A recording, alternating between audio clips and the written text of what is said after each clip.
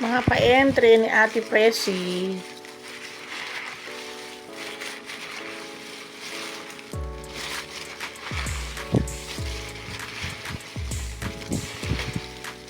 Swerte yung nabubunot eh.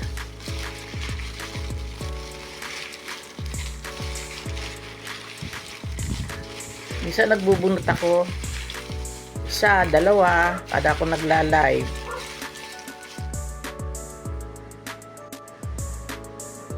Pero matagal pa to bago mai-raffle.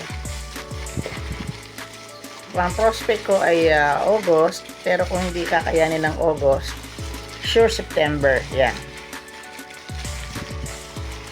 At madadagdagan pa rin yan.